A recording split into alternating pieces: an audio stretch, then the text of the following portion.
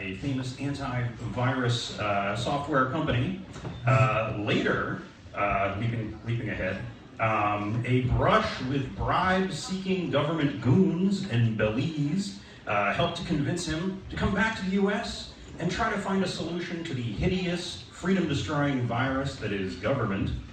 And he is now determined to fight that problem by seeking the Libertarian Party presidential nomination. In the interests of disclosure, I should tell you my tiny little connection to like each candidate, just so you won't think I'm biased, or at least you'll be confused about which direction I'd be biased in. So in the case of John McAfee, we exchanged a few words on Twitter. I think that's about it for us. All right. And seated next to John McAfee is Darryl Perry. He started out as a... Oh, I'm sorry. I'm so sorry. First, okay, no, seated next to John McAfee is Gary Johnson, who grew his company Big J into a multi-million-dollar mechanical contracting business. And when he was not busy being a popular two-term governor of New Mexico from 1995 to 2003, and a prior Republican-turned-Libertarian presidential candidate in 2012, has also been a prominent medical marijuana legalization advocate, and even done that while being a teetotaler, which is kind of interesting, and is also a chronic mountain climber, and now seeks the Libertarian Party presidential nomination. And in the interests, once more, of disclosure, of the four candidates seated near me, Gary Johnson is the only one who has hugged my mom. He made an appearance in my old hometown of Norwich, Connecticut, and I called my parents and said, you know, I can't be there, so you should go. And so they did, and he was nice enough to hug my mom, and there was a photo of them in the Norwich Bulletin. Nonetheless, I will try to remain objective throughout this debate. Is that word for or against him?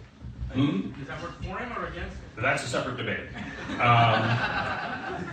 All right, and then, as tantalizingly hinted a couple minutes ago, seated next to Gary Johnson is Darryl Perry, who, amongst other things, started out a college radio station manager in the late 90s.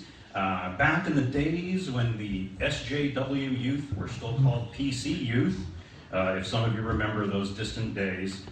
This crowd might be too young for that. But anyway, he went on to be the host or co-host of Libertarian podcasts and radio shows, including occasional co-hosting of Free Talk Live, which some of you may be familiar with. And he was also a co-founder of the New Hampshire Liberty Party, rubbing elbows with some of those keen New Hampshire libertarian radicals you may have heard about. And is the head of Free Press Publications, which publishes libertarian books. And my connection to him, I suppose, is a bit more tenuous. But half my family is originally from New Hampshire. Some of my strangest libertarian acquaintances live there now. Above all, my grandmother lived there for 101 years. But again, I'll try not to let that bias me. He might be philosophically the closest to me in that I'm an anarcho-capitalist. I want to completely eliminate the government, but we can talk about that later, or stick to the basics. Seated next to Darryl Perry is Austin Petersen, who has worked for the Atlas Network, as it's now called, worked for the Libertarian National Committee, is a viral and clickbait generating genius, and has helped to draw attention to Ron Paul and other elements of the libertarian movement. And he also spent 2 years at Fox News, where, once more in the interest of disclosure, he was the guy sitting in the desk next to me. Him they still like. I don't think they like me as much. But we worked for Judge Napolitano, who some of you may know, and who bizarrely enough one Trump advisor claims is being considered as a possible Trump Supreme Court nomination. I don't know if that could change everything, but we can get into that later. Austin has also worked for FreedomWorks and is the founder of Stonegate LLC, which produces libertarian videos and the like, and the popular online magazine LibertarianRepublic.com, which is helping to make liberty not just viral, but clickbaity. And with that, I will get to the first of our fairly broad questions and see how each of the candidates reacts. Now, in theory, to try to keep time roughly equal, I'm going to use this advanced chronometer to give about 2 minutes per answer. So we're aiming for short ones, but I'll try not to be too brutal about the enforcement. I think basically the enforcement will be if you go radically, horrifically over, then maybe the next question I'll skip you and ask the other 3 people questions. If somebody slips me questions on 3x5 cards or something culled from the internet or the audience, I may take those under consideration as well, but I make no promises because I'm not sure if a detailed system for that has been worked out. But if there are any outbursts or people yelling, I'll ask you to be quiet and avoid that, save it till later, and if you persist, we'll have to bounce you. But hopefully it won't come to that. Hopefully we'll prove we're all sort of self-regulating. And so, starting, I suppose, oh sure. Opening statements, 2 minutes? Yep. We'll start, again, I'll just go down the line if there are no serious objections. And again, this wasn't a planned order, wasn't even alphabetized. It was just random depending on where they sat. So I'll ask for a 2-minute opening statement from each candidate, beginning with John McAfee.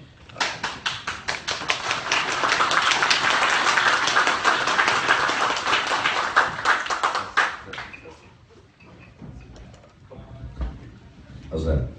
Yes. Thank you for inviting me here, all of you. This is my 3rd trip to New York in a month. I haven't been to New York for 20 years prior to this, so it's kind of like a homecoming. I don't have a prepared opening statement. This is, I think, my last debate before Orlando, and so I just sort of slept through my preparation. For those of you who know nothing about me, hopefully you'll know something after the end of this debate through the questions. I've debated all of these gentlemen before, and they're all fine debaters, I can promise you. Well-versed in the libertarian philosophies and solutions to the problems that we have.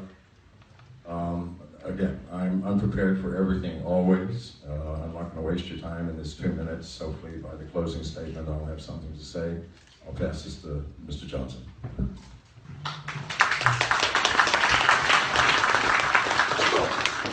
So something that I tell people all the time is get on the website isidewith.com. Just tell that to everybody that you know. Have them take this political quiz and see which political candidate most is in line with your views. Now, this guy, I happen to agree with 93% of the time.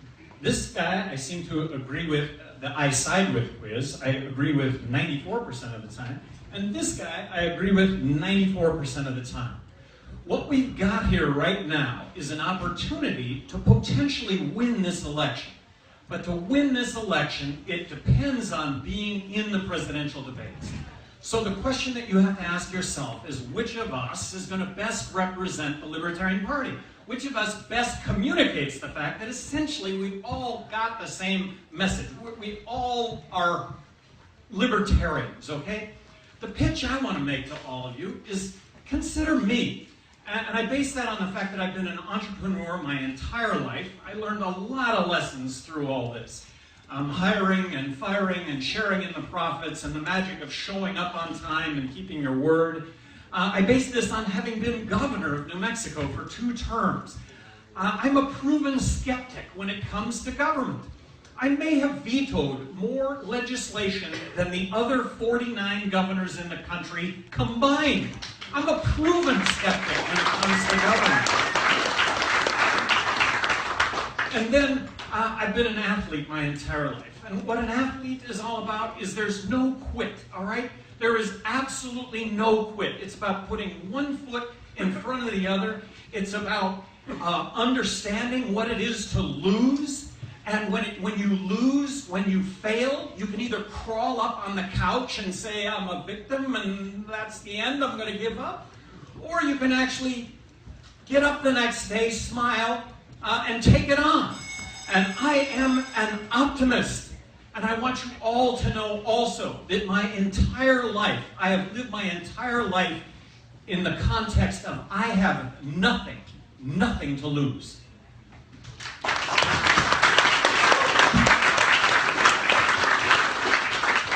Greetings.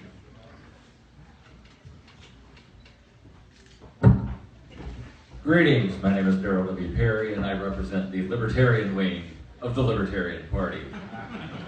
Now, I'm glad the governor mentioned that he sides with me 94% of the time. It's okay, Governor, you can be wrong 6% of the time. And where we do differ, I it's agree with myself not 99. Sorry. where we do differ, it's in not necessarily the philosophy, it's more in how you relate the message. And I believe that the Libertarian Party that I joined in 1999, it was proudly proclaimed as the party of principle, needs to once again get back to being labeled as the party of principle. There's nothing wrong with calling yourself socially liberal and fiscally conservative, but when you promote that to the masses, they kind of get confused and think, oh, so you're a moderate.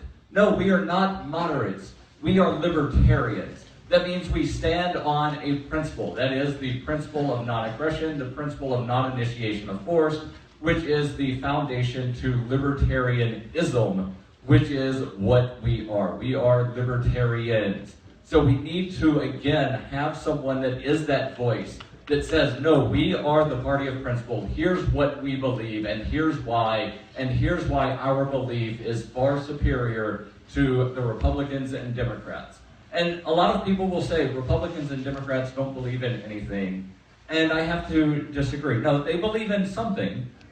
Republicans believe in we're not Democrats, and Democrats believe we're not Republicans. They don't know why they disagree. They just know that they have to disagree until they get into Washington, and then they agree with each other on, again, about 96% of the stuff. But where they disagree, it's on how much money they want to steal from you. You've got Team Red that says, we want to steal 35% of your money. And Team Blue says, we want to steal 39.6% of your money.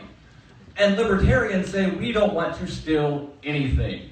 That is part of the principle of libertarianism. No tax is fair. The only fair tax is one that you voluntarily pay out of the kindness of your heart because you want a good or service. No good or service should be provided at the barrel of a gun. Thanks very much.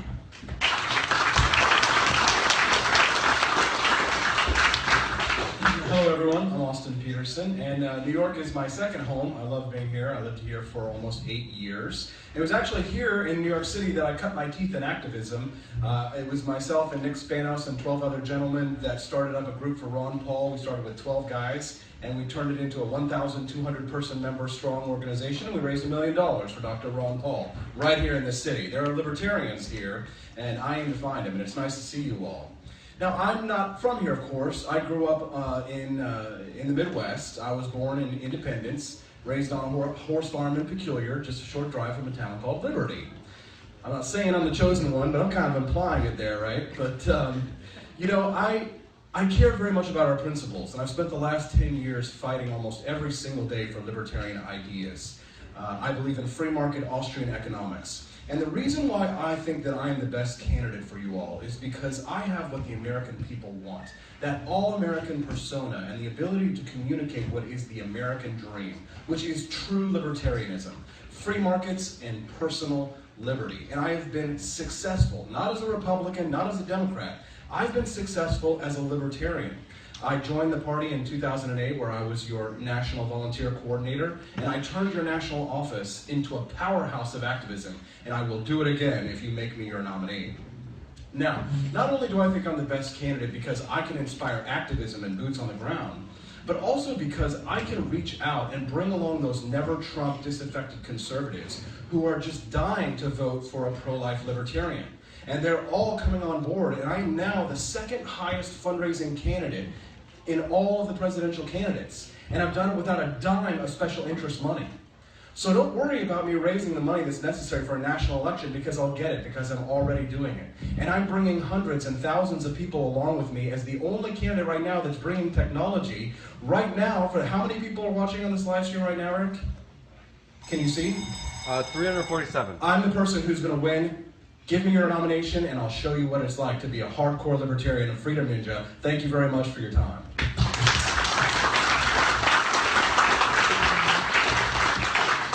All right, now, speaking of money, it looks, according to a recent survey, like Americans' top priority in this presidential election is the economy. So, the rather basic question is, what economic policy changes would you push and try to make in the first year of your presidency, starting with you, John McAfee? In fairness, should I go first now this time and John go last, just so that John isn't on the spot all the time? Is everybody okay? I don't mind being on the spot. All right. Very good. I'll mix it up a little. It's not much of a spot. Okay, so the economy. What is wrong with our economy? I have started 17 businesses in my 70 years. Every business was harder to start than the one before. There are more barriers to entry. Our government demands that we get licenses, that we fill out hundreds or thousands of forms, that we meet OSHA guidelines, that we do this, that we do that. It is nearly impossible to succeed in a business today, given the barriers to entry. And what is our economy based on? Is it based on Ford Motors? Is it based on General Electric? Is it based on Google? Yes, to some extent. But what about the future of our economy? It is based on the small businesses that you are starting, or your children will start, or your friends will start. This is the future of this country, and this is what is impossible, or nearly impossible, to achieve today. This must end. This must end.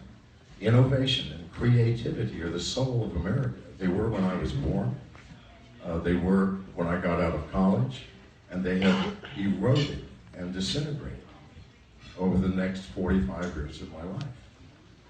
This cannot continue, and we know in our hearts that if we allow our economy to flourish in a free market, free from government imposition and free from government barriers, that we will fix ourselves. There will be employment, because new businesses will be created that will flourish and create jobs. It is a simple solution. It is an obvious solution to everyone except our government. So again, this is the top priority. It would be the top priority in my administration, is to help businesses help themselves by getting the hell out of the way. Thank you.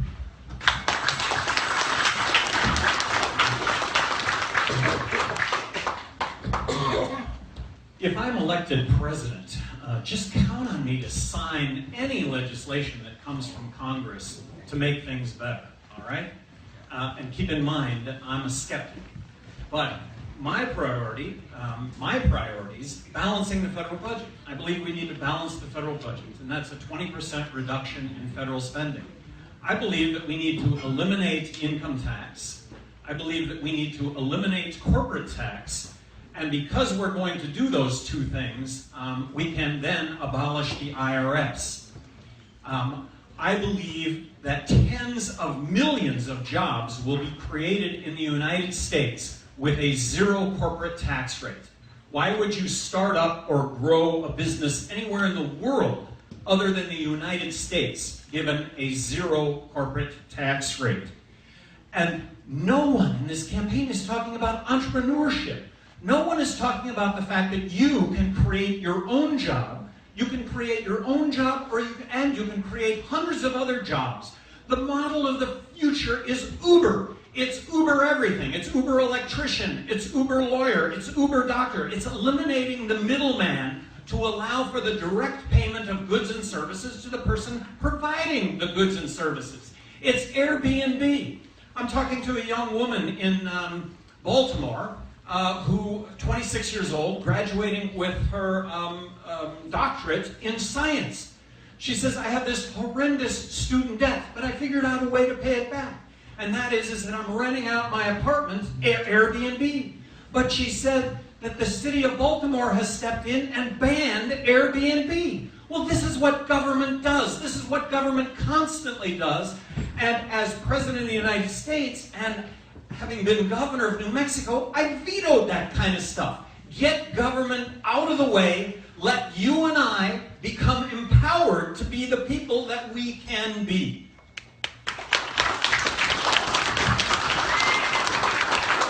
I agree, we do need to get the government out of the way, and one of the things that not really anybody is talking about getting the government out of is the money itself, because the money is really the lifeblood of the economy. And when you've got an agency, the Federal Reserve, that in their corporate whatever, it says that part of their mission is to maintain inflation. That means that one of their missions is to make sure that your dollar today is worth less than your dollar yesterday. And based on the government's own numbers, and we all know that the government lies and manipulates their numbers, but based on the government's own numbers, a dollar bill from 1913 is, or rather a dollar now is 96% less valuable than a dollar bill in 1913. Meaning that your dollar has decreased in value nearly 100% in the last 100 years. And that is a huge problem. Uber everything, absolutely, including the currency. There are hundreds of alternative currencies that the government doesn't even know of. They're attempting to try to regulate. Unfortunately, the vampire state has already attempted to basically prohibit the use of Bitcoin in this state. And that is, again, a problem. We need to look for free market solutions to get rid of or go around government solutions, because the government solutions just make things worse. Well said, Darryl. Point you for head of the Federal Reserve. Now, if I were President of the United States, I would do what Ronald Reagan did in 1981 when he had a gold commission, but I would have a monetary reform commission, and I would look at returning the United States to a more free banking era like we did during the Gilded Age. Grover Cleveland, one of my favorite presidents. Gold and silver should be allowed to compete as a currency against the dollar. So I would propose a monetary reform commission that would look at returning the United States to a more free banking system. This is what Milton Friedman and Friedrich Hayek postulated. That's what I'm looking for. But if you want to talk about something that's going to help poor people, because I do think that monetary reform would help poor people, you have to talk about getting rid of occupational licensing. In some states, it takes 160 hours for you to become an EMT, while it takes something like 1,500 hours for you to become a hairdresser.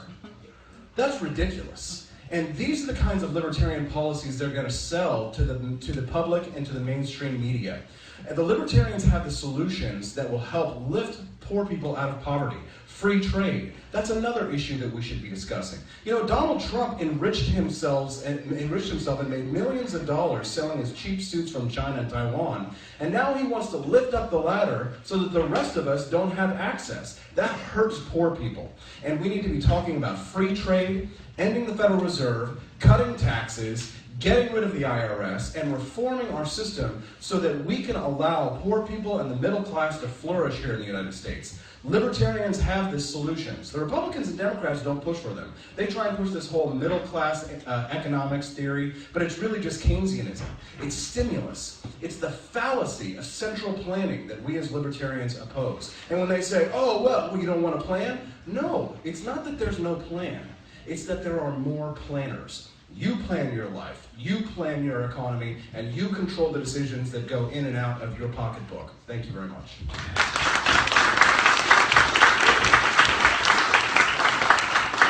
All right.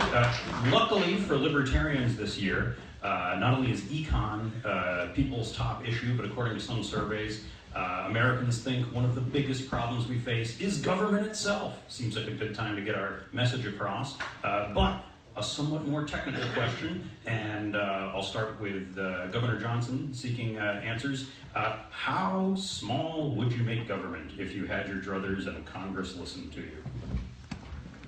Well, getting elected President of the United States, of course, Congress has to submit legislation. Count on me to sign any legislation that reduces the size of government. And count on me to propose legislation on how to reduce the size of government. But don't discount administratively what is possible. As governor of New Mexico, I administratively headed state government. And I cut the size of government without any legislation whatsoever. The legislature refused to cut government like I wanted government cut. So essentially, we accepted more money than I thought it took to run state government and just banked those reserves. Put the money in the bank. The agencies didn't spend the money, they put the money in the bank.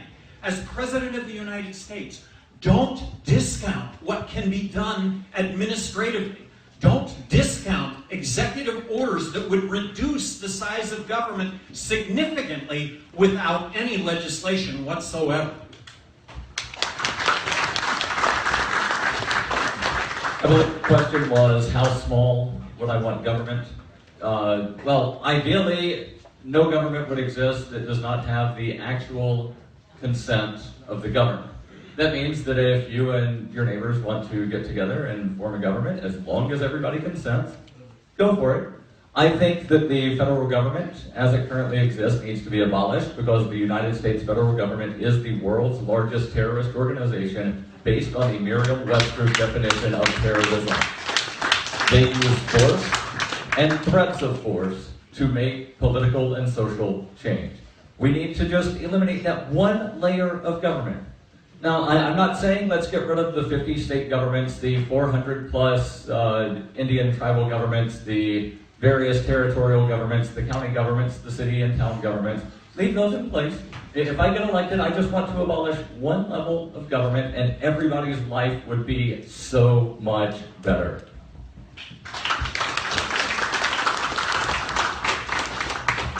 Well, I agree with Grover Norquist that we should make governments so small that we could fit it into a bathtub and then drown it.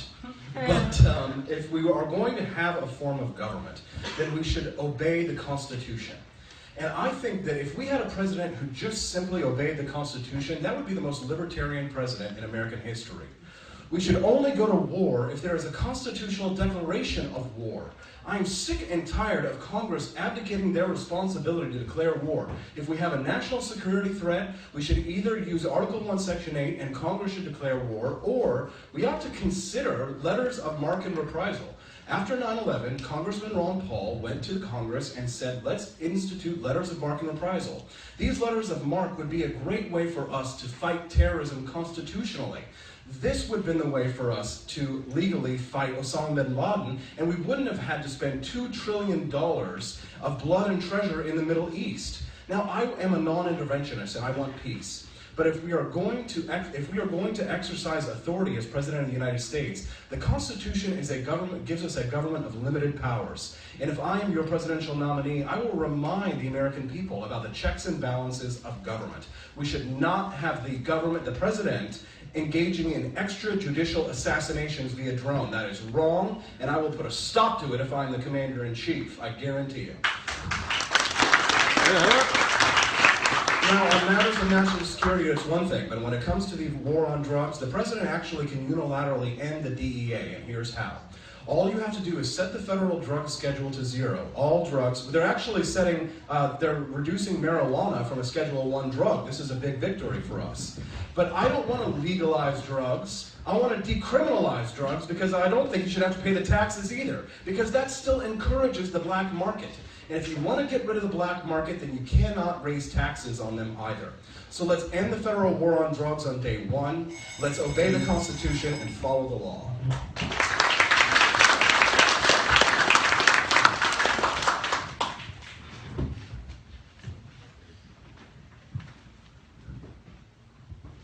The executive branch of the federal government is over $3 trillion per year in costs. The largest, 85% of the budget goes to the executive branch.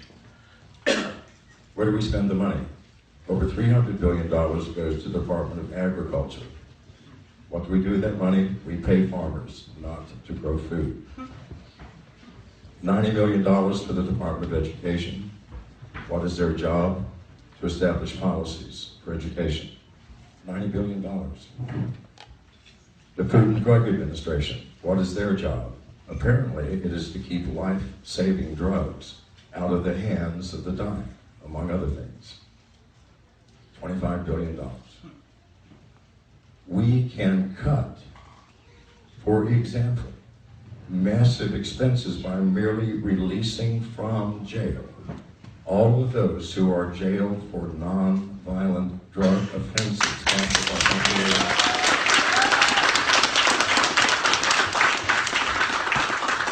So how small should it be? It should be 1/10 of what it is. And I think at 1/10 of what it is, it would be 10 times as efficient. It can be done.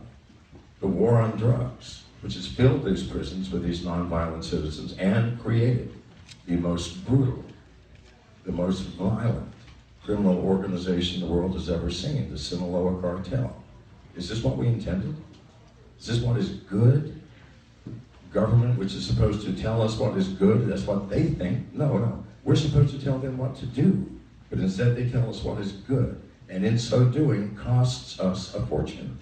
This is not what he intended, surely. So yes, 1/10, 10 times as efficient. Thank you.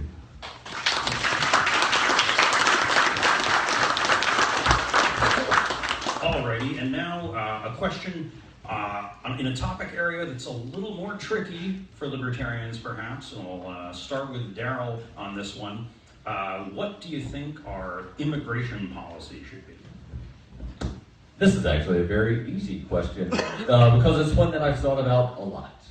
And right now, the immigration policy is completely arbitrary. You heard Will Coley talk about some of the stuff that he's had to deal with where he's gotten the letters from the federal government saying, give us money or give us your wife. And nobody should have to deal with that.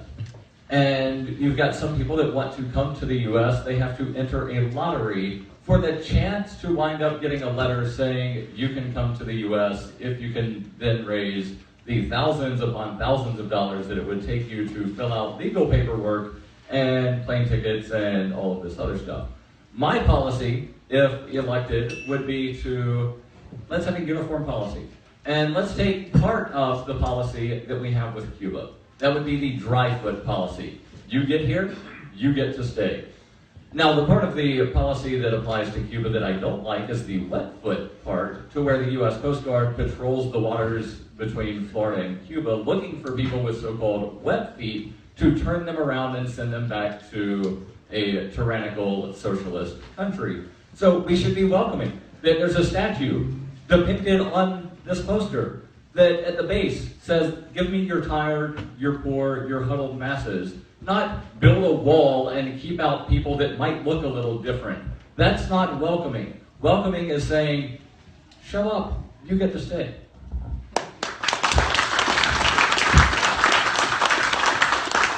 I like to say that I'd like to build a wall around Donald Trump and make Bernie Sanders pay for it. But, my family, the Petersens, came through Ellis Island. One of the greatest moments of my life was standing with my father, holding his hand, where our Petersen ancestors came through. America is an immigrant nation. And it is through the labor wealth that is created when immigrants come here that we are all being lifted out of poverty. Why? It is because of free market economics, because libertarian economics works, because a free market in labor is just as effective as a free market in commodities. So I think we need a free market in labor because the government has no business coming in between an employer and an employee, telling an employer who they can or cannot hire. It's none of their business. Now, the United States is a beautiful nation full of many ethnic cultures. It's not just one nation, it's many nations. It's 50 nations, really. And I think that we need an immigration policy that reflects that Ellis Island standard that we used to have, which is security check, disease check, done. It shouldn't take 15 to 25 years for you to become an American citizen. People don't come to the United States because they want welfare. If they want that, they go to Europe. They come to the United States because they want to work. And when they come, they don't just take money and send it overseas. They give labor. Labor is a form of wealth. Who wants to pay $10 for a cheeseburger? Nobody. We all benefit as consumers. because the cost of labor might go down, but so does the cost of goods and services, and we are all benefited from that. I'm also against the minimum wage for the same reasons. But I'll tell you, ladies and gentlemen, if we want to be the party of immigrants, if we want to be the party that brings in Latinos, Hispanics, then I think that we should lead the way on this issue. But it's not just a social issue, it's not just a cultural issue, it's an economic issue. It's about free trade, and it's about the right to own your life and your body and the fruits of your labor. So I say that we have a much simpler process. We should incentivize legal immigration by making a simpler path to citizenship. And that's my statement, yeah.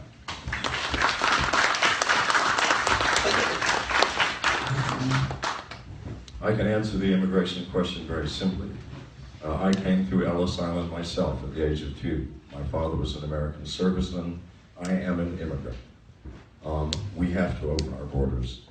But more importantly, people are talking about, well, we have to document all the, quote, illegals who are here. I'm sick of being documented. I'm sick of being fingerprinted. I'm sick of being watched through cameras. What does this mean? The larger issue is not what do we do with illegal immigrants, but how do we make legal the fact that we should not have to be documented, followed, and spied upon every moment of our lives here in America.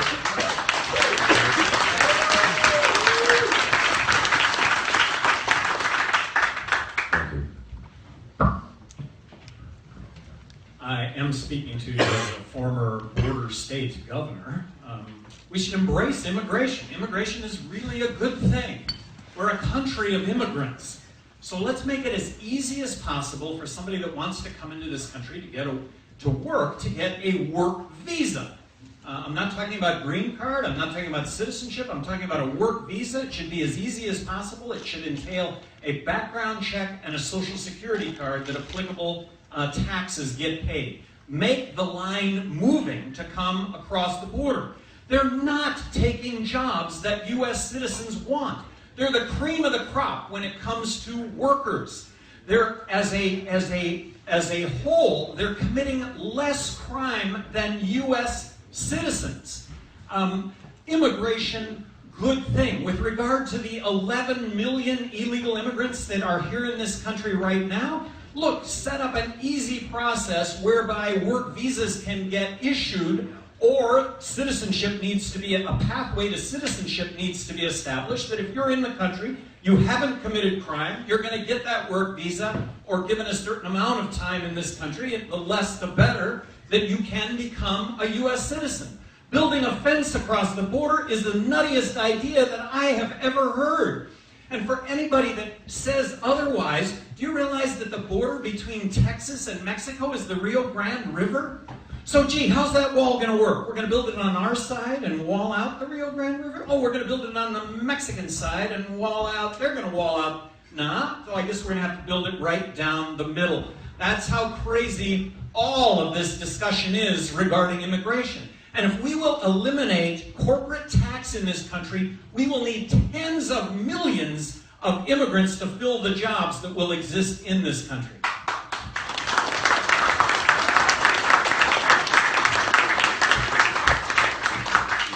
All right, another question that's sort of cultural, and again, might sometimes be tricky for libertarians. It's not exactly an econ question. What would you do about the state of race relations in America, which some people feel has deteriorated in the past few years? And we'll start with Austin Petersen.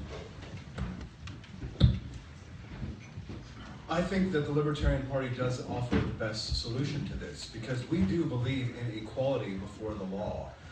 And that to me means that we can bring in all sorts of minorities to our cause. But what's interesting about my campaign specifically, and I would encourage you to check me on this, is that the demographics of the people who support me are very diverse. There are a lot of minorities. We have a lot of single mothers, and we have a lot of African Americans and Hispanics who have joined my campaign, but not because I've pandered to them, but it's because I've preached a pure, consistent libertarian message. Because you know what? Ron Paul was right. The liberty message unites us. It doesn't divide us. Because we are a diverse nation. We always have been. Now, sometimes that does lead to ugly results. Sometimes some people will be bigoted. Sometimes some people will be hateful. But at least it gives us the freedom to fight against it. And when we all have free speech, we can all go out and say, if this store owner is being bigoted and they're not allowing blacks to sit at their lunch counters, then we as a people can come together and fight against it. Now, look what we have with the Republicans and Democrats, where the Republicans, Donald Trump, are saying, oh, we need to keep out Muslims. This is ridiculous, and a libertarian president would never stand for it. So to me, the American message is one of cultural diversity, because we have always been a diverse nation. But in terms of government policy, I don't think that the government should play any role in enforcing our cultural obligations to one another. I think that we have respectable obligations to one another as people, but not through force. So if some people are going to be bigoted or hateful, they have every right to be hateful and bigoted, and I have every right to deny them service at my establishment. That's an important right. It's a and it is a freedom. But I don't believe that we should be involved in the business of pandering in order to bring along minorities, because I think that if you talk down to someone, then you're not being respectful to them. And I could go on, but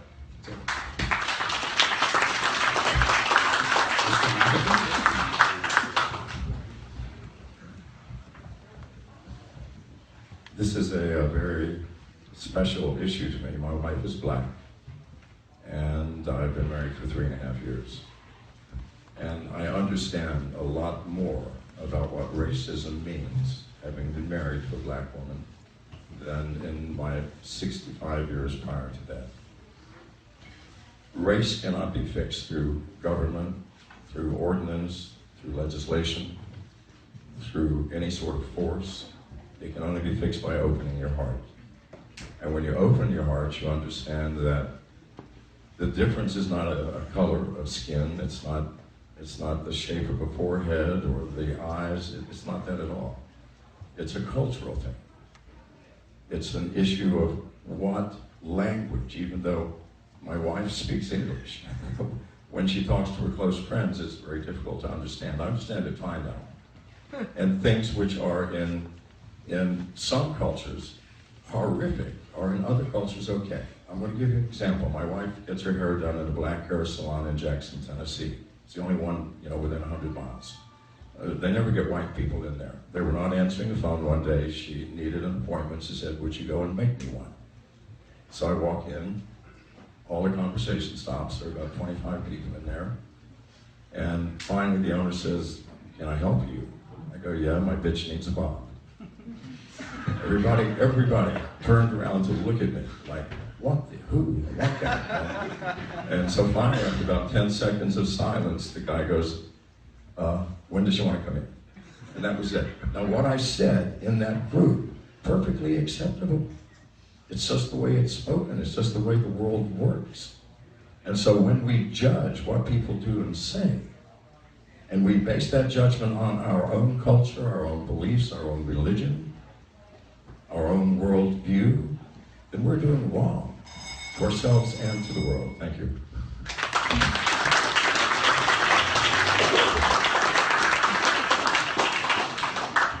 New Mexico is one of 4 states where the majority of the population in the state is non-white. I've been asked numerous times, well, what did you do to reach out to Hispanics to get them to vote for you? Nothing. It was a message that was about equality. It was the same message. What I say here today, I have said all the way through my political career, and will continue to speak regardless of the audience. And that is the libertarian message, that it is equality for all. I was trying to think of an example as governor on signing or vetoing legislation, because legislation was always being submitted on the basis of discrimination. And when I was governor, a really hot issue at the time was hate crime, because that was really discrimination. That was legislation at that time that dealt with discrimination. I vetoed hate crime legislation. The notion that I'm going to get convicted or have my sentence enhanced because I've thrown a rock through a window, and now I'm going to have that sentence enhanced because of my thoughts regarding that it was motivated by hate. prosecute on the basis of the act, not on the basis of thought, and count on the Libertarians to talk equality all the time.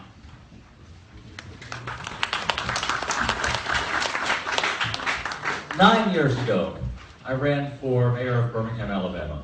And if anybody knows anything about Birmingham, Alabama, that you did not learn from actually ever being in Birmingham, Alabama, you probably don't know what Birmingham is actually like. I was the minority in Birmingham, Alabama. And one of the questions that kept coming up was race relations. And I loved the motto of the city of Key West, Florida. City motto, one human family. And that's what we are. We are all one human family. There's not different races. There's slight differences in pigmentation of skin color, but we're all humans. We're all one giant family, and we need to be treated as such.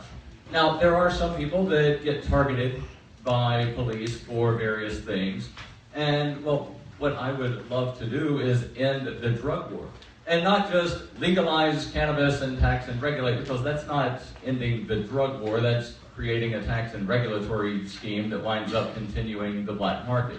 When I say end the drug war, I mean make everything as legal as tomatoes. And I know the L word gets some people up in arms of, well, legalize means this. No, it doesn't. How many people in here would say that tomatoes are illegal? Yeah, nobody. And as far as I've been able to find, I cannot find the word tomato in state statutes anywhere. Meaning that there's no limits on how many tomatoes you can buy, sell, possess, how many tomato plants you can grow, what types of sauces made out of tomatoes you can buy at the store. We need to do that with every substance. That way people are not targeted by police, because police go for the low-hanging fruit. They go for people that they suspect are poor, that are not going to be able to afford an attorney, and generally, they're able to easily target those people either based on skin color or what they're wearing or what they're driving. So you get rid of the drug war, you get rid of a lot of the inherent racism that's in the system, and that makes things better for everybody. And it wasn't too far from here that the New York police choked a man to death for selling cigarettes. That is absolutely horrible. I can't breathe.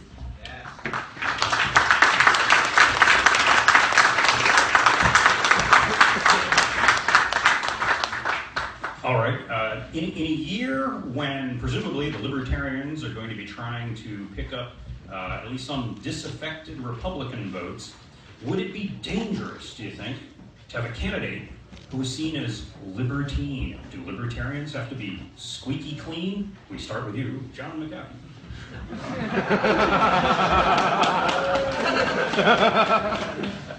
Absolutely. What does that mean, squeaky clean? In all seriousness, I am 70 years old. I have been jailed more times than I can possibly count. In every instance, except for one, most recently out of utter stupidity, in every instance it's because I was standing up for something I believed in. Smoking weed when I was 20 in the state of Virginia. I was arrested, did time in jail. Got out, rolled another joint, went to the same place that I was smoking when I was arrested, and lit up and got arrested again. Now, why? Because we have to do something. If we believe in something, what are you going to do? Out of fear, or out of laziness, or out of some sort of other conviction, you're not going to stand up? Because let me tell you something, if you do not, your children will have to. Every freedom that you give up for your children and your grandchildren. You don't have the right.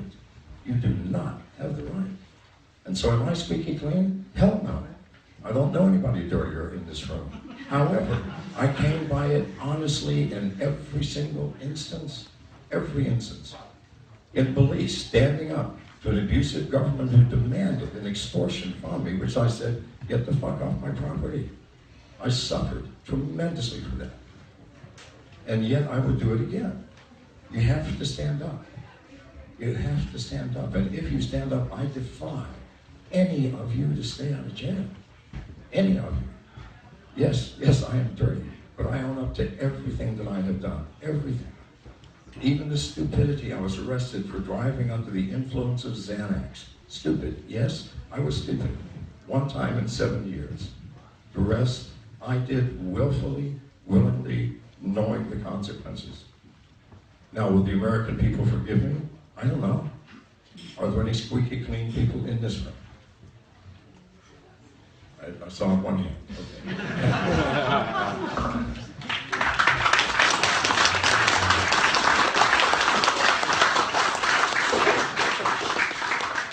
No, you don't have to be squeaky clean, but I think that what you have to be is you have to tell the truth. You have to tell the truth all the time, and somebody that's willing to tell the truth, regardless of the consequences, it's really hard to do damage to somebody in that category. And I'd like to think I occupy that territory. No, I'm not squeaky clean, but I think I've put out on the table everything that some might not view as squeaky clean. I think that the one thing that is absolutely unforgivable is hypocrisy. Doing one thing and saying one thing and doing another. I mean, Eliot Spitzer comes to mind. I mean, how can anything be more hypocritical than Eliot Spitzer? So it's telling the truth, and when you tell the truth, you also acknowledge mistakes. I've made as many mistakes as anybody in this room. I think probably I've made more mistakes than anybody else in this room. It's a process, but it's your ability to acknowledge mistakes, because how many times is fixing that mistake made so much worse because there's not an acknowledgement of that mistake? So tell the truth, acknowledge mistakes. There's always time to fix things. And like I say, if you've been hypocritical on anything, and I don't think that that exists here at this table, but if you've been hypocritical on anything, nobody's going to forgive you for that, and shouldn't.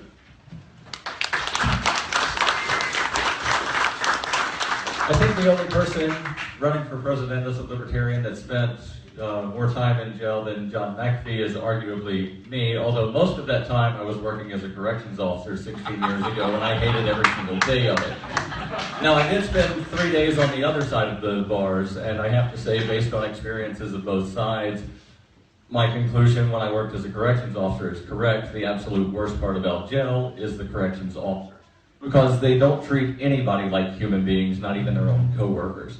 Now, as far as being squeaky clean, am I squeaky clean? Absolutely not. But, much like a lot of American heroes, I do practice civil disobedience. I do not make any apologies for that.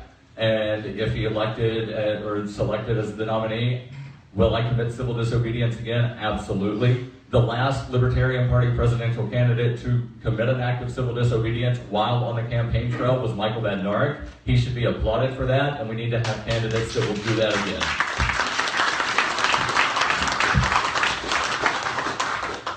I feel so uncool up here amongst all these guys, because I've smoked, I've cussed, I've drank alcohol.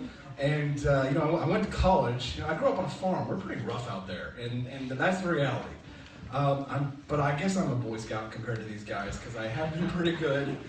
I hate to be the person to tell you the truth, but I think that the American people probably do want a president who is a little bit more polished, a little bit more squeaky clean. Not necessarily someone who's a Boy Scout, because, man, if you listen to Richard Nixon's tapes of his time in the White House, he was horrible, and so was LBJ. So, no, you don't have to be perfect. But I do look forward to the day when someone like a badass like John McAfee can be the president of the United States, and nobody cares about those things. But perception is reality, and that's the truth. It's not what you say, it's how you say it. So if you think that public image doesn't matter when it comes to elections, you're wrong. It does matter. And I'm actually working very hard in this campaign to try and present a very credible, sincere presidential public image. A little bit of fun, and a little bit of funny, and humor. But the American people want someone in the White House who they will take seriously to do the people's business. That's why Donald Trump will never be the president, because they don't want somebody who's that crazy with their finger on the nuclear button. So I guess I do want to ask you to sit back and take stock of what we believe in versus what the American people might want. Because if we want to build a coalition outside of libertarianism, and believe me, I have no judgments about your personal lives or what you do. You should be able to do what you please with your body, provided you harm no one else. And I will champion that message all the way to the White House. But if you want someone who the American people are going to look at and say, this is a credible young man who looks like JFK but won't act like him in the White House, then I think that you should nominate me, because I think the American people will trust me, because I have been a good boy, and I think that that's what you want at the top of your ticket. But if any of these gentlemen wins, I have no problem supporting them, and I promise that they will have my absolute full support and activism should they win. And I hope that I can expect the same from them, even if I'm not as cool as these guys. But thank you very much. Clearly is not for everybody. It's an acquired taste. Well, John McAfee did offer to have me drop acid with him. I haven't decided yet that I'll take him up on it. So. I have not taken drugs for 35 years. So Right. I do joke. Yeah, not when I'm running. Here's a question for some of the weirder members of our audience, perhaps. Hypothetically, if you become president, and let's optimistically assume you've got access to all the filthy secrets that our government keeps, what do you think are some of the strangest and most disturbing things you'll learn if you're in charge of the federal government? We'll start with you, Governor Johnson. Well, when I was governor, there was the 50th anniversary of the Roswell incident. And I went to visit Roswell, and amazingly, there were hundreds of media in Roswell wondering what actually happened. And of course, when I was elected governor, I was whisked into the basement immediately having taken the oath and told what did occur in Roswell. Now, I was sworn to secrecy, but I will tell you that the Alien to Work program in New Mexico State government worked really well, really hardworking. They showed up on time, they did the right thing. And then with regard to everything else that happened, Roswell really has it nailed when it comes to the museums and all of the tourist attractions that go along with that. Look, if there are any deep-held secrets by government, they're in jeopardy when if I should become President of the United States. I do believe in transparent government. Look, we need to know the answers to these things, and if you've got a president that's going to tell the truth regardless of the consequences, well, let's get this stuff out on the table, and count on me to get this stuff out on the table.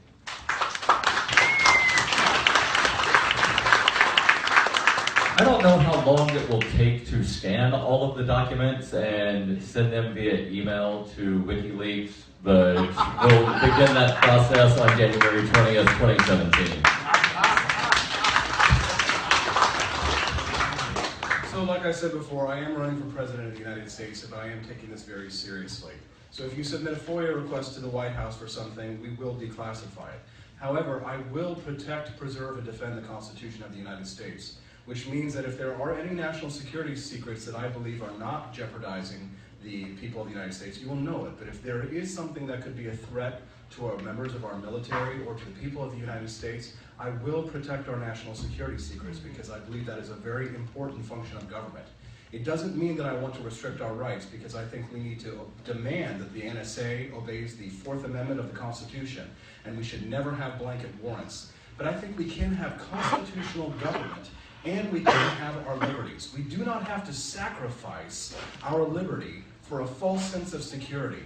I think it's possible for us to defend important state secrets, such as our nuclear launch codes. We don't want to give those away to our enemies. But I think We've already given it away. It's 5-0. Right.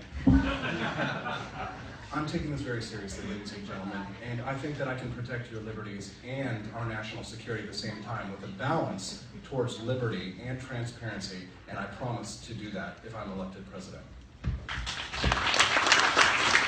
Mr. McAfee?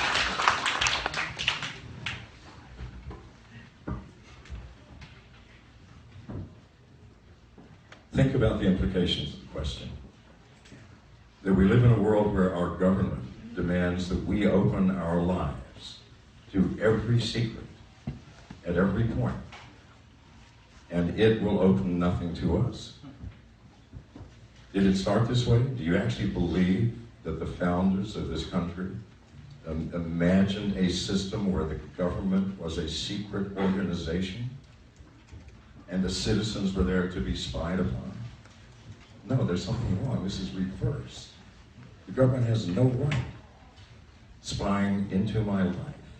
And we have every right to know everything that our government is doing. Please. Secrets? Well, first of all, I want to know what happened to my tax money. Number one. Number two, I want to know what twisted, sick web the State Department wove to allow the most corrupt government in the world to storm my property, shoot my dog in front of my eyes, torture me, destroy $500,000 of my property because I refused to pay extortion.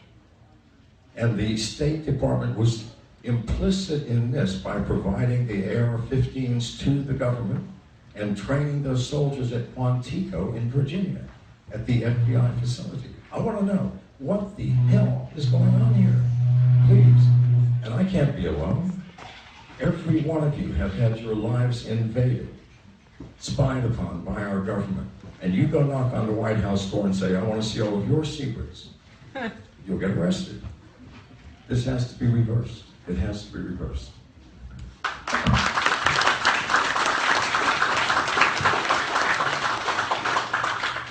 Alrighty, and to speed things along a bit, now we enter a bit more of a lightning round, or at least 1 minute semi-brutally enforced answers instead of 2 minutes.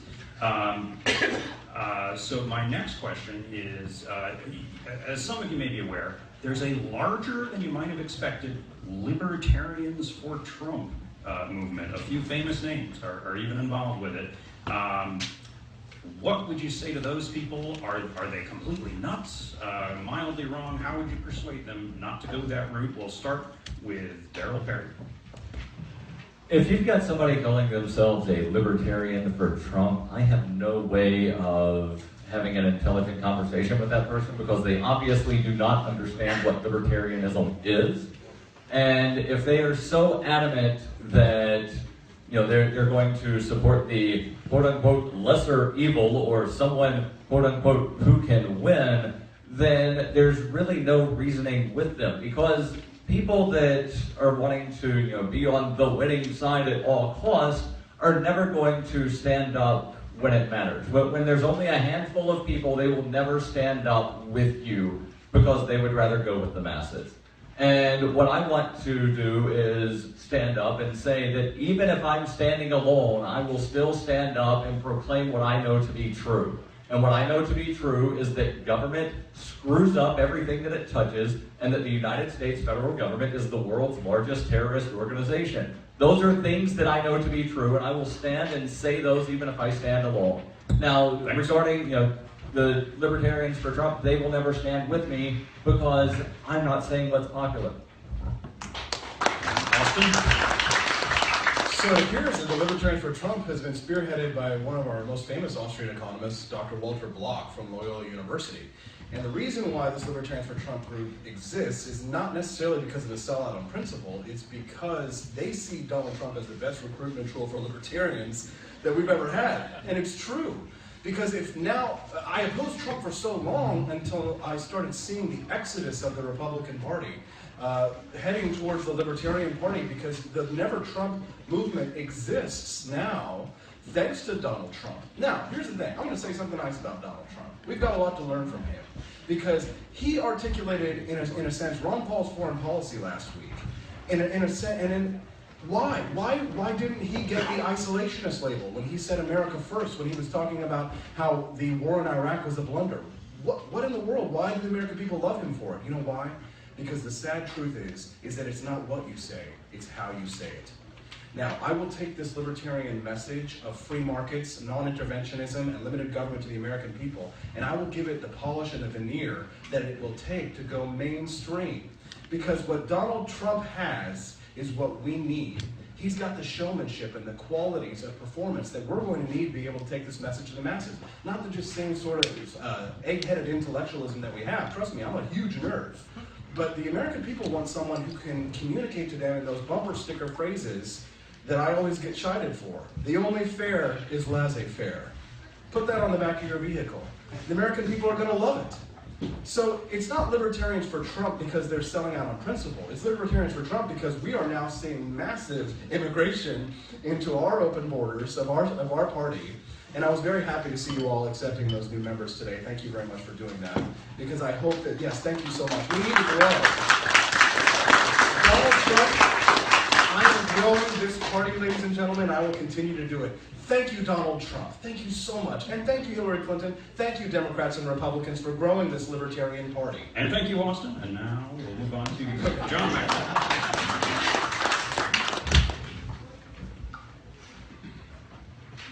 I don't know Donald Trump. I've never gone fishing with him or played cards with him or had a beer with him. All I know of him is what I see on TV, and I know that everything you see on TV is false. I do know this, as libertarians, if you want to vote for Trump or anybody, that is your right. It's not my job to stop you. It's not my job to try to convince you otherwise. It's my job to stand up and say, here's who I am. If your heart says, vote for this man, vote for that man. Follow your heart. We do not have the right to interfere in anybody else's life. What is the worst form of hostility? To impart your ideas and worldviews into another mind. That's the greatest of all hostility, and we are not hostile people. That's all I have to say. Thank you.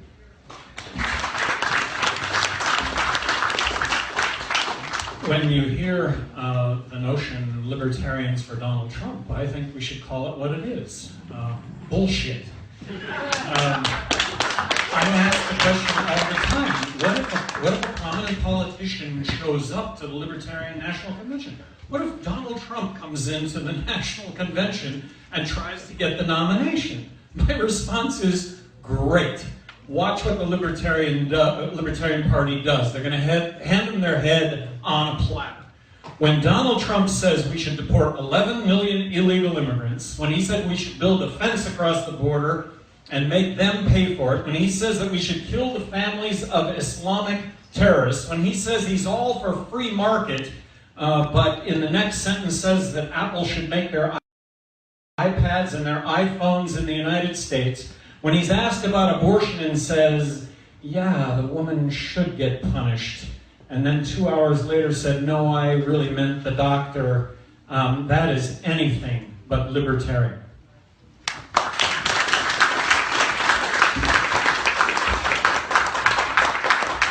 Alrighty, now a few quick questions tailored to each of you. This will be a little random, but bear with me. I want to ask, in a way, what each of you would say to a different odd constituency you might encounter. So for this, I'm going to start with Darryl Perry, and this question is just for you. What would you say to anarchists from New Hampshire who said to you, shouldn't there be no circumstances under which you jail a fellow human being? No circumstances. And this is something that I actually struggle with, because on the one hand, I like the idea of completely privately run prisons, not the weird corporatist sort of thing to where government gives a contract with a private company and guarantees that we'll keep you at 90+% capacity. That is not a private prison, that's a government-run prison that's being operated by a private company. Now, there are some things that, if somebody is such a threat to society that they have to be, whisked away and cannot have interaction with any other human beings other than somebody like sliding them food every now and then, maybe it should happen, but it should not be funded with taxpayer monies. And it should not be funded by the victims. It should be funded through some form of voluntary contributions. I strongly am in favor of restitution, whereby if you harm someone, you make them whole to the best of your abilities. If you take someone's car and their television, not just return the car and television, because then you didn't learn a lesson, you then compensate them for the amount of time that they were without their car and television or whatever other possession. That way it actually teaches the thief a lesson and encourages them not to do it again, putting them in a jail and giving them quote-unquote 3 hots and a cot does not really teach people a lesson. As a corrections officer, I met a lot of people that do what they call life on the installment plan, to where they would intentionally commit a crime to get 6 months in jail. They'd get out, have no job, no place to stay.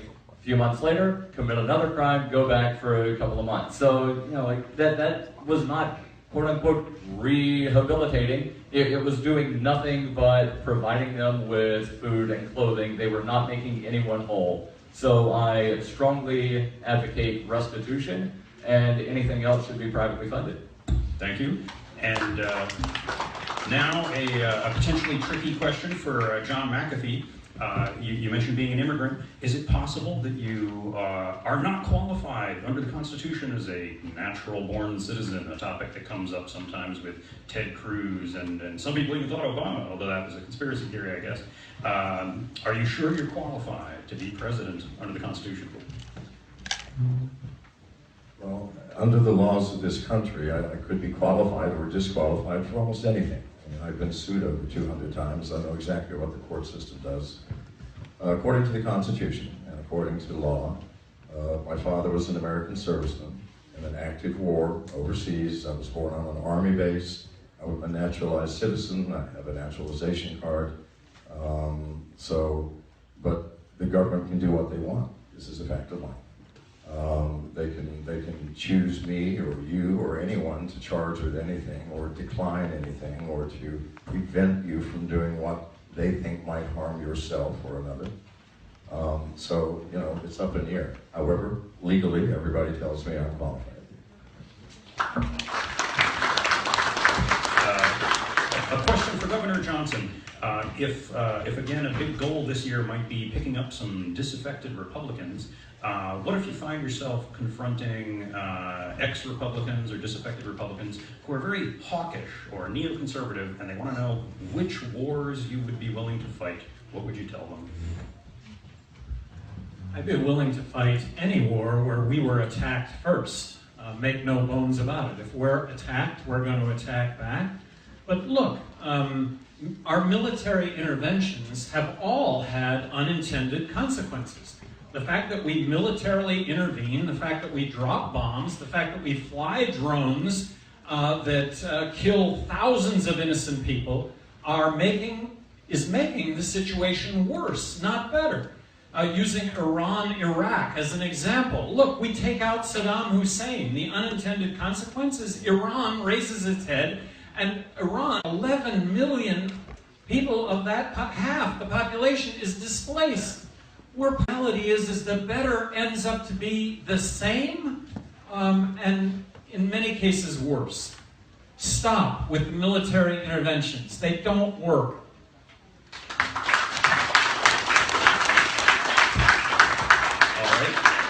And now a possibly pessimism-inducing question for Austin Petersen. You've mentioned wanting to respect the Constitution. One thing you have to do in the Constitution, of course, is defer on a lot of things to the legislature. If, hypothetically, Congress is still completely Republican, completely Democrat, but you're elected president, how much can you actually accomplish? What do you expect will happen? I would follow through with my campaign slogan. I want to take over the government and leave you alone. And I can use the power of the veto on his desk. I want to go back to the old Calvin Coolidge style of governance, right? The idea is that the business of the American people is business, and I want to stay out of your business. But here's the thing, I'm very successful at converting people to libertarianism with this strategy, and I think it could apply to the legislature as well if I'm president of the United States. If it's a Republican Congress, then I will work with that Republican Congress to cut taxes, to cut spending, to cut crony capitalism. If it's a Democratic Congress, I'll work with them to end the war on drugs. I'll work with them on the issues where we agree. And that's how I'm able to successfully convert thousands of people to our cause. Because what I do is I don't come out front fighting saying I disagree with you on almost everything. What I do is I ask a question, and then I listen, and then I find out what they're a libertarian about. And I say, okay, well, we agree. And even if we disagree on 90% of things, I'll find that 10% of things that we agree on and say, okay, well, you're a libertarian on this. Well, can't you see how you're a libertarian on this as well? And then we widen the opportunity for agreement. I think that there are probably more libertarians in Congress than you might know. There are a lot of good people like Senator Rand Paul, Thomas Massie, and Justin Amash. These are the people that we're going to need to send us the legislation that we want in order for us to cut government. So we've got to be able to work with Congress, and I would do so. But if Congress did not send me a bill that was revenue negative, meaning that there were actual total spending cuts, well, then I would just veto it. And I have that authority as President of the United States. Until Congress were to send me legislation that would cut the budget, I would veto every single bill if it wasn't a revenue negative and if it wasn't constitutional. So I think that thank you. There's a lot that the president can do, and the power of the veto is one of them, and I hope I can veto more times than Governor Johnson did. All right. And now I'm going to ask for 2-minute closing statements from our candidates, working down the line in the opposite direction from the way we started. So I will throw it back over to Austin Petersen, and feel free to mention anything you feel we glossed over that we should have mentioned in the course of the debate. Austin, take it away. So I decided to run for president at the end of last year because, frankly, I was desperate. Because I didn't think that there was going to be anyone who would fight like a tiger for these principles that we agree on. And so I decided to go ahead and file with the FEC, not knowing that I would end up a frontrunner for this nomination among such great men and great minds as I am here today. But here I am, fighting for this cause and succeeding. I have been successful for the last 10 years as a libertarian, as a big L libertarian. I have won great victories for our cause. And I continue my ascendancy every single day that I fight for limited government. Now, if you want to join me in this campaign to take over the government, to leave you alone, then I think that we can accomplish great things together. How did I get to be a television producer at Fox, being just nothing but a poor farm boy? You know what I did? I harnessed the power of this libertarian movement using social media, online, and the hundreds and thousands of people who are following and watching right now. And I've accomplished tremendous things for our cause. And I will do it again. If you nominate me now, it's like making an investment that pays off dividends in the future. No offense to the older gentlemen up here, but they're going to be gone soon. But I'm going to be here. I will be here every day for the next 10 years, and then for the next 10 after that, and for the 10 after that. If you nominate me now, then you get dividends. Dividends pay year after year after year. They call me the Freedom Ninja because I fight for liberty, and I have an army at my back. There are thousands of people who have volunteered for my campaign, hundreds and hundreds who have donated. Every single day we get more and more people joining my cause. Why? Because they know that I'm a true believer and that I will fight for free market, Austrian economics, limited government, personal liberty, and I will fight until I can fight no more. Thank you very much for being a part of this party. Thank you. The revolution continues. Thank you very much.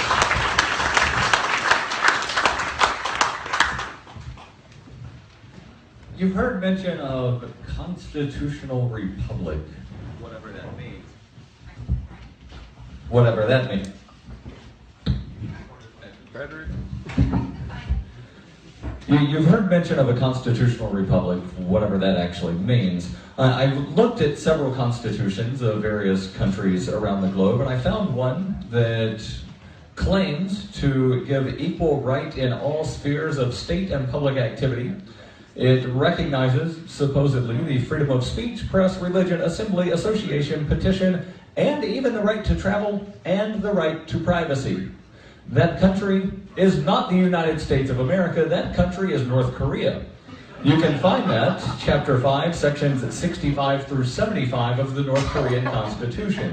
It's a republic, if you can keep it, I guess. And well, they've got a republic, and they're keeping it, and they're keeping dissidents in prisons. And well, the very first president of these United States of America, not long after fighting a war against taxation, used the military to go after tax resistors. That's what happens in a republic. I think that you should be allowed to decide for yourself if and or how you are governed.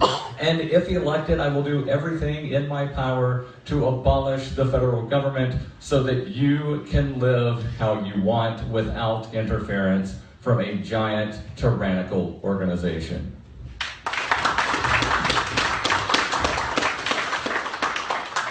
I would not be doing this right now if there weren't the opportunity to actually win. All right? But to win, one of us has to appear in the presidential debates. That's the only chance of winning. So in that context, I am suing the Presidential Debate Commission. They are really at the heart of the unfairness that exists within the system. Now, I'm not suing the Presidential Debate Commission. Bruce Fein is suing the Presidential Debate Commission. Bruce Fein's claim to fame is that he brought Nixon down in Watergate. In the next sentence, he will tell you that this presidential debate lawsuit is the biggest thing that he has done in his entire life. That this has the opportunity of changing politics in America. It does have this opportunity regardless of whether or not I'm the nominee or not. The Presidential Debate Commission also says that you have to be at 15% in the polls to be in the presidential debate. For the first time, my name appeared in a national poll about 4 weeks ago, Monmouth poll, and I polled at 11% against Hillary and Trump. The issue right now, and the focus right now, is being in the polls that determines who's in the debates.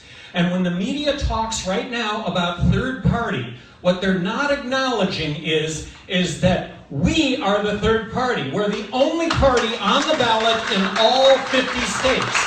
The nominee for the Libertarian Party will be the only nominee, only third party nominee on the ballot in all 50 states. Everybody's making a case here. I'm making a case to you. Make me your nominee. Nobody will work harder to make this successful, and I hope, based on what I've done in my life, and what you think any one of us might do going forward, that you would make me the nominee. Thank you very much.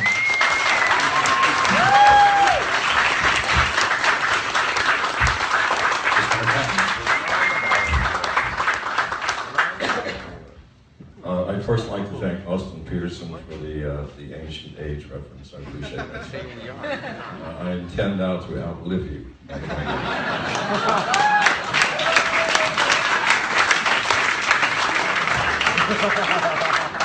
We don't need to sue anybody to get into the debates.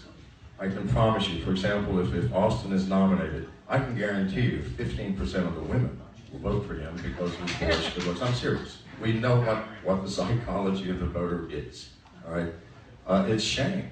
We simply shame the Republicans and Democrats in front of the American public enough that they have to allow one of us into the debate. Darryl Perry, I think you would dance circles around both of those people, by the way. You dance circles around me, I'm sure. Well, what does it mean to be a libertarian, really? What does it mean? Has anybody here been incarcerated? All right, you understand what it means to lose 100% of your freedom and 100% of your privacy. And you, Mr. Perry, as a corrections agent, will verify. You have no concept about the degradation. To go from one place to another and have to drop your pants, bend over, and have someone examine to make sure that you're not carrying contraband. You have no concept what that means. I have a very firm understanding, having experienced this many times. You don't know what the value of something is until you lose it. And I've lost my liberty and my privacy 100% more times than I can count. So I understand that value. I know that we have to keep our word because there's no other way to live. We cannot have a sane, functioning, smooth society where everybody is lying to everybody. We can't harm one another. There is nothing more obvious in the world. We can't take each other's stuff. Again, It is obvious. And are these not the principles of libertarianism? Then I ask you, who is not a libertarian? Do you know anyone who says, no, those principles don't work, I don't like them, let's change them? No, come on. And from these principles, these fundamental building blocks of life, we can build any society, any economy, and any government. You know this in your hearts. Go out and spread the word. Our nation is filled with libertarians. This is what will get us elected. Thank you.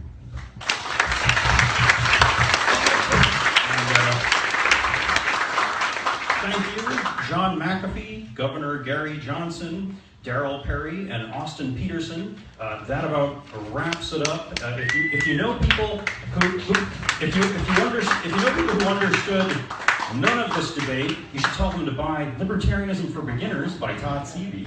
And now I'm going to hand things back over to Libertarian Party organizer Ron, who may want to canvass the crowd and see who your favorite is, but I'm going to leave that volatile and controversial task to him if he wants to do it. Otherwise, we'll move on to the next item. Thanks, everyone. McAfee!